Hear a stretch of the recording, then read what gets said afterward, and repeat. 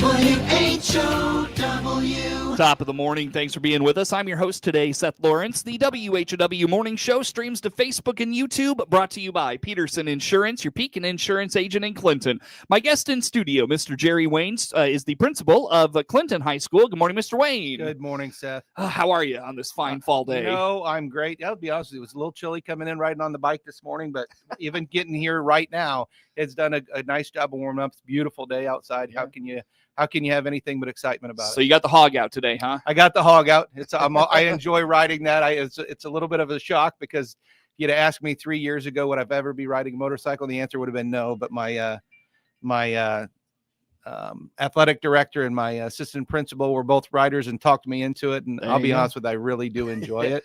Whether it's on 2 wheels or 3 wheels, it's a good time. What is the cutoff for temperature for you to not take it out? That is a really good question. In general, I would say probably looking at mid 40s. Oh, okay. I'll go to that. Once it gets down in the low 40s, it starts getting awfully chilly. I won't say no ever.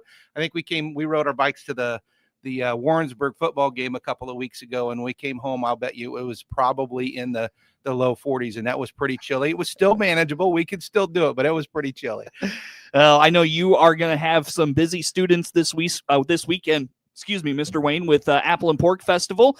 You know, a lot of your kids are in a lot of things, or something at least. And there's so many groups at the high school that partake in something at Apple and Pork Weekend. What do you got going on? Yeah, I think, it's interesting. Apple and Pork Weekend is such an important thing for our community, first and foremost. Obviously, we bring in loads of people to get to see all of the great things that we have to offer here at Clinton, which I think is fantastic. But I think it's a really vital thing for our kids and the activities that they're involved in, whether it's talking about out at the homestead on site, putting up booths that are there that they have going on, or whether probably our biggest one is obviously our parking lot duties, where we rent spaces for people to be able to park. I think it's $5 a person when they come in, and our athletic programs and activities, sign up to be able to do that. It's such a huge deal because it's a great fundraiser for them that gets done in 2 days, and they don't have to go out and solicit a bunch of stuff.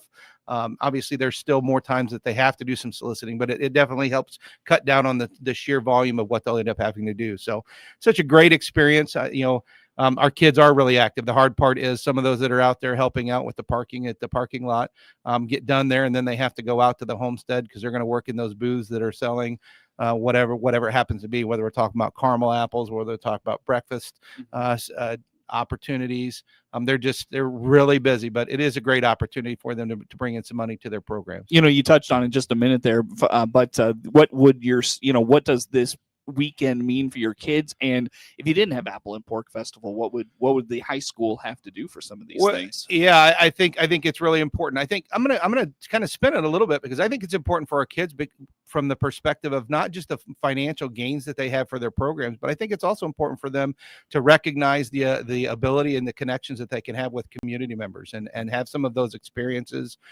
where they engage and they have some conversations. And obviously some of those conversations are very rudimentary. Hey, I'd like to get an order of caramel apple with nuts on it, please. And you give them what they've requested and the money. But sometimes you have some really good conversations. And I think that's an important element that the kids need to have, is some of those engagements and activities in there. But if we didn't have it, I'll be honest with you, I don't know what we'd, in all honesty, do, because so much of the at least basic fundraising things that are necessary for our athletic programs and our activities start with that. I mean, we'd be talking about, I think most of the time they make at least somewhere in the neighborhood of $800 to $1,000 for their program, in just that, in most cases, 1-2 hour shift that particular group had to do. And so now you take that $1,000 out, let's say, now they got to figure out where they're going to do that so that they can still have the money that they want to be able to do some additional things. Obviously, the basic stuff that an athletic or activity program is going to do is covered by the high school. But if they want to go above and beyond, they have to do some fundraisings to be able to make that happen, because it just isn't an endless pot of money that the school district can provide for them. No question. Yep, for sure. So a huge benefit for the Clinton schools programs, for sure. And again, you mentioned it, your kids going to be just all over the place this weekend. They really are. And hopefully they get an opportunity where they can also enjoy it just from the perspective of going and seeing it, because there's a lot of great things that are going on, whether we're talking about art, crafts, whatever the case might be. And of course, for me, my favorite is the food, finding out all the different food booths you want to go to and make sure that you can partake of that. What's your plan for the day? So it depends. So, there was a possibility that my wife and I were going to try to help work with the German program that are helping with the gingerbread cookie booth. And right now that looks like that might not be necessary. I'm appreciative of all of the different people that have volunteered to be able to help in that avenue. So it may be a case that I go out there and just partake of my variety of different booths that I like to enjoy. From a food perspective, I always try to make sure I get myself a brat. I think that's a great bargain that you can get on the homestead side. I have a sentimental value of trying to go and making sure that I get my baked potato from the Otters booth because we worked at that for so many times. And then I like to just go around and kind of see what new things and what are out there from a craft perspective, because we have so many talented people that come in and sell things. I know Mark Tarbox is one of the ones who's going to be out there doing some stuff with his daughter. So that's always a fun time. That's cool. Very good. So a lot of kids involved in Apple and Pork Weekend. It's a big weekend as well. That's Clinton High School principal Jerry Wayne with us. And of course, Mr. Wayne, we then go from the Apple and Pork Festival right into homecoming. The busyness does not stop. I know you get Monday off to get a breather, but that only goes so far. How about homecoming week? Well, first of all, the kids get Monday off. The teachers and the administrators are still in session. We have a school improvement plan day that's set up for that, but we intentionally do that in part because we know that kids are having to do an awful lot over the weekend. We want to let them get a moment to take a breath before they have to come back into session. But homecoming week is always a time of, for me, it's a kind of a mixed bag. It's awesome because it's excitement and there's fun things that we try to make sure that we do for our kids. The challenge for me as the administrator is we still do have a job to do from an education standpoint. So trying to balance that's really, really difficult, but we're pretty excited about this. The student council decided that this year's theme was going to end up being Harry Potter. So it's a little bit different than what we've actually done in the past. Our 4 different classes are going to be, each of them are going to end up being their own different houses. If you're familiar with the Harry Potter, I am not. theme. So you're talking over my head, Mr. Wayne. So Harry Potter really is just, I really enjoy it. It's obviously it started out as a series of 7 books. I'm not a voracious reader, but I started reading those and I did really enjoy them.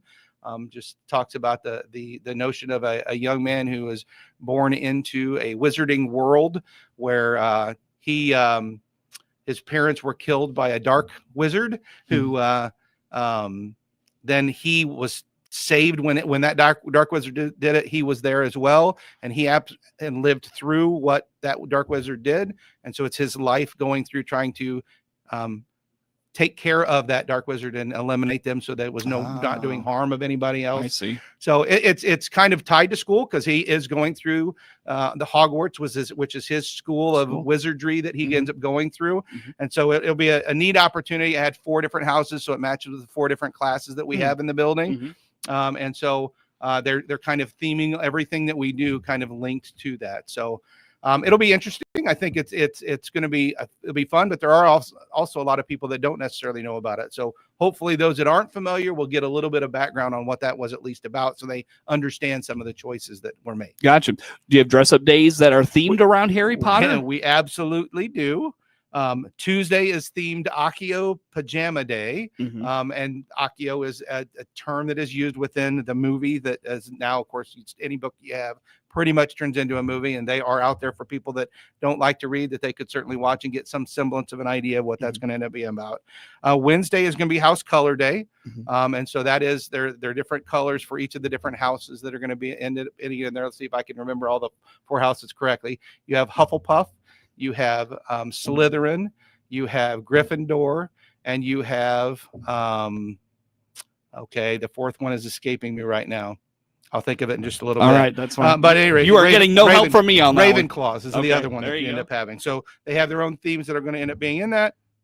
Thursday is going to end up being Death Eater Day, which is one of the people that are kind of on that Dark Lord's piece on it. And really all it is it's just Wear Black Day is what that ultimately ends up being.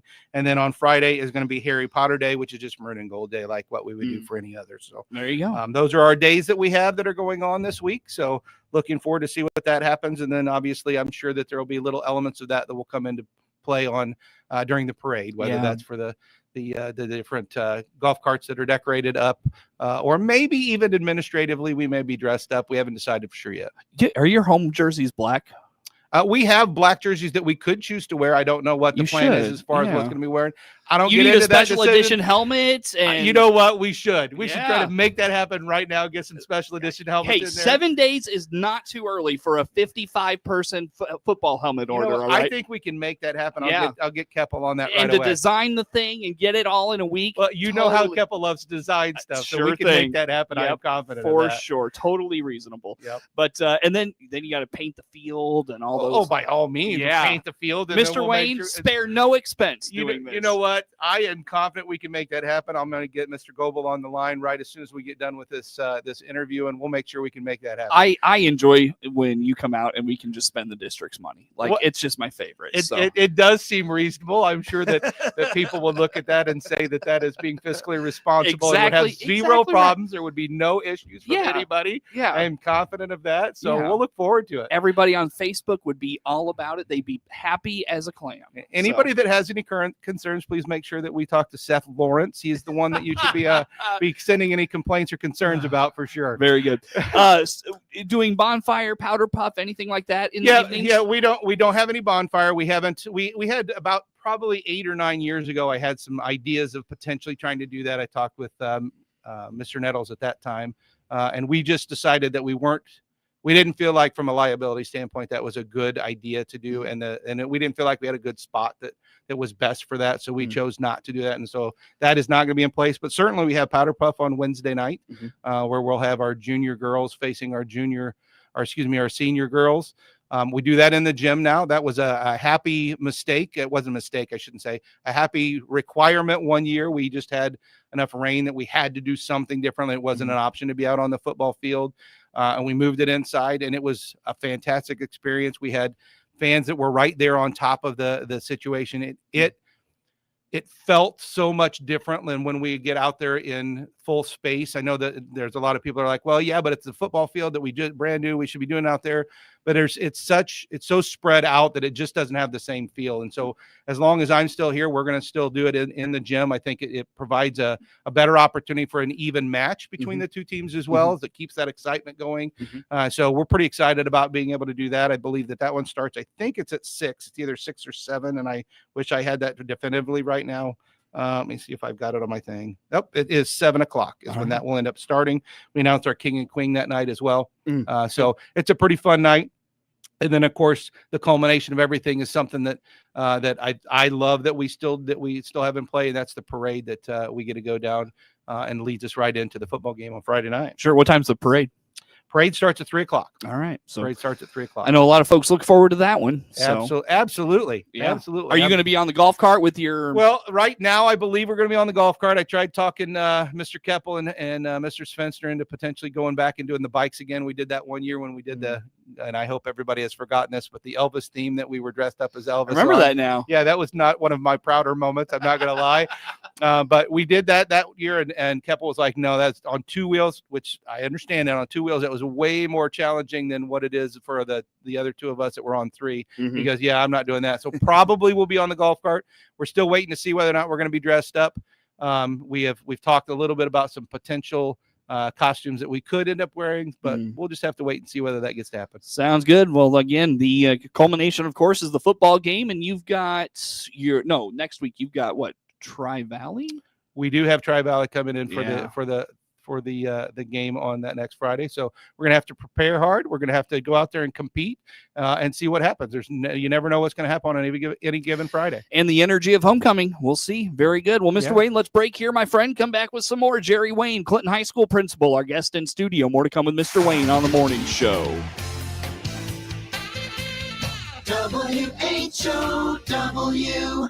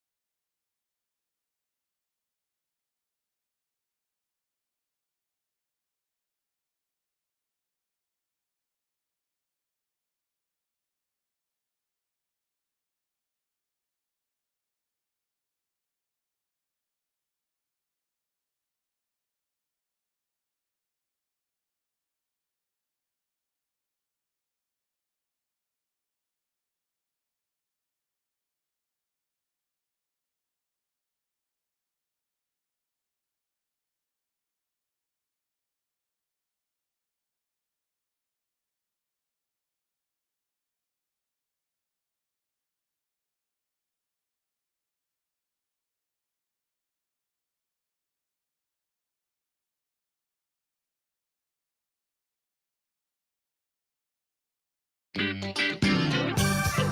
friend in Central Illinois, WHOW. Once again, a good morning. Thanks for being with us. I'm your host today, Seth Lawrence. The WHOW Morning Show streams to Facebook and YouTube, brought to you by Peterson Insurance, your Pekin Insurance agent in Clinton. My guest in studio this morning is Mr. Jerry Wayne, principal of Clinton High School. And Mr. Wayne, we were catching up in the break about some new kind of data points you're trying to target with kids and learn their strengths, their weaknesses. What's going on here? Yeah, one of the things that we got introduced to a little bit last year was a program. It actually used to be called Horizon. It's been changed over to where it's now called Progress Learning. But it's a program that we can use. It's kind of a mix between an ACT prep, but I don't really look at it as an ACT prep per se. And I say that because of the fact that, I want to make it very clear. I've been pretty consistent in all of my education career, in all honesty.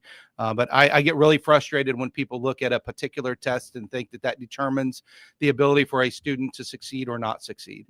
Unfortunately, that's the world we live in. And in a lot of cases, when the people, whether you're talking about collegiately, especially, people look at it and say, okay, if a kid doesn't get this score on an ACT, then they're not going to be successful in college. I think that's ridiculous. I think there's too many things that really impact a kid's ability to be successful to suggest that any one time of day or any one test is going to determine that, because some kids just don't test extremely well. But what I like about this program is it's got an opportunity where we basically do some 3 different benchmarks. We do one, we just got done with that one in early part of September, that we have all of our freshmen, sophomores, and juniors take.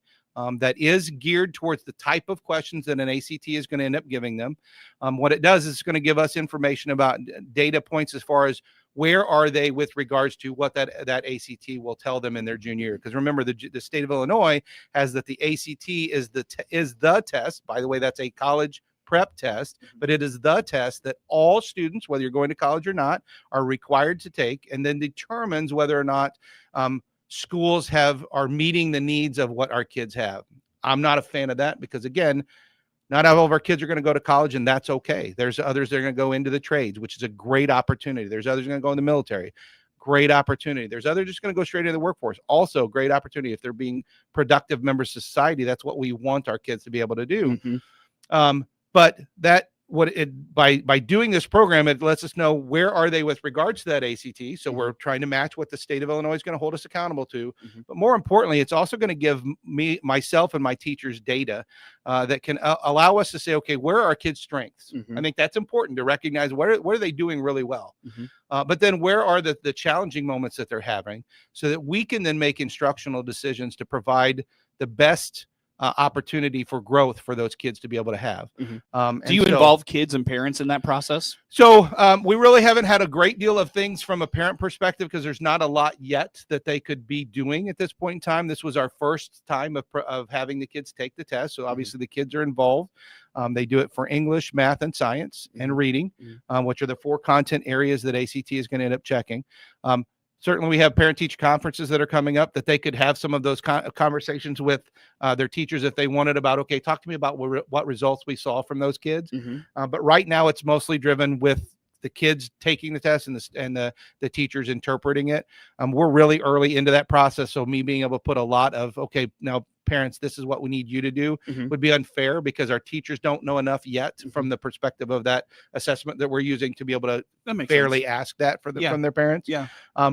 But again, it gives us a lot of data that lets us say, okay, where are we at? And then we can look at ourselves and say, okay, we see that these are areas of weakness. Now let's look at, is our instruction part of that? Is that there's some adjustment need to do with that? We can also then take it apart and go, okay, we have kids that have let's use math, algebra 1 for one teacher and algebra 1 for another teacher, and we see this single teacher on this content area seems their kids are doing really, really well, and then not as well in another teacher's content area. Now we can have conversations with our colleagues to say, oh man, mine aren't doing very well. Talk to me about what you've done instructionally that seems to maybe be working for my kids, so that I can see maybe that's something that I can be looking at. And we might find out they're doing the same. Yep. Very good. Yeah. Well, a lot of data-driven things going on in Clinton schools right now. That's Principal Jerry Wayne of the high school, our guest in studio this morning. Network news comes your way now. WHOW.